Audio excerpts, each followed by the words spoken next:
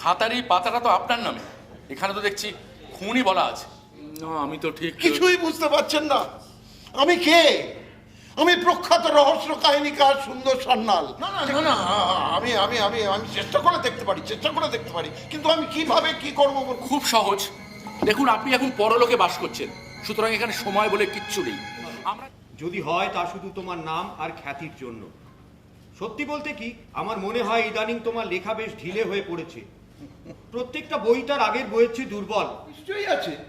একটা আদ্দামরা চালচুলোহীন মাকাল ফল সারা দুপুর আমার বাড়িতে ঘোরাঘুরি করবে আর আমার বউয়ের দিকে হ্যাংলার মতো ড্যাব ড্যাব করে তাকিয়ে থাকবে, এতে আমার নিশ্চয়ই আপত্তি আছে। তোমার কল্পনা শক্তির কিন্তু কোনো তুলনা নেই। এবারে তো না আসতে বোধোদয় হলো তাহলে। টাকাটা জিতলো আর প্রেম গন ডাউন দ্য ড্রেন।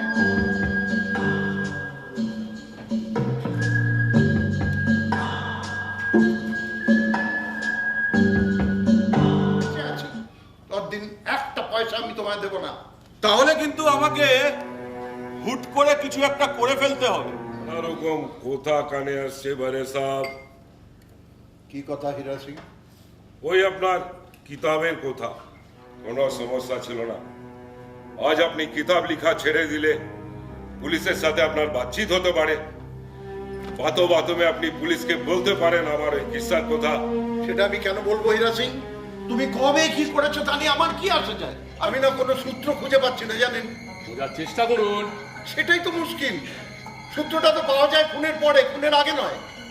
খুনি তো খুন করে তারপরে সূত্র ফেলে যায়। তাহলে আমি এবার কোথায় যাই বলুন তো? সে কথা আমি কি করে বলবো মিস্টার চৌধুরী? ওখানে ফিরে যাওয়ার আগে আপনার সে কথা ভাবা উচিত ছিল, তাই না?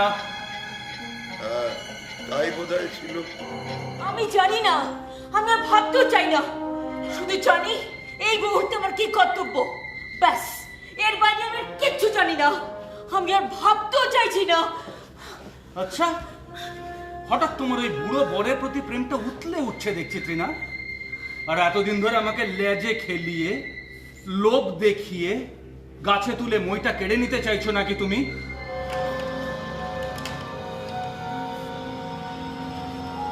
So that's that. Good dinner. শোনো, এখন 9:30 বাজে।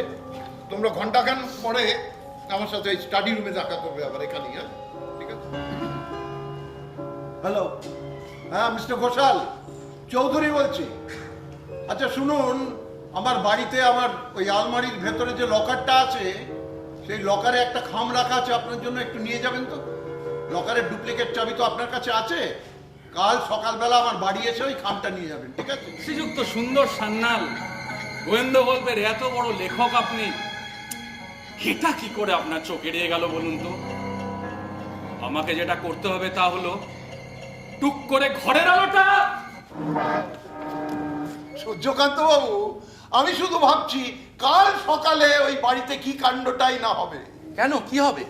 আরে খুন হওয়ার একটু আগে আমি তো আমার সলিসিটারকে ফোন করে বললাম যে আমার ওই আলমারি থেকে একটা খাম নিয়ে যেতে, এবং সেটাই ছিল সুন্দর সান্যালের মাস্টার স্ট্রোক। কি ছিল সেই খামে? একটা চেক, ভারত সেবাশ্রমের নাম, আমার সমস্ত জীবনের সঞ্চয়।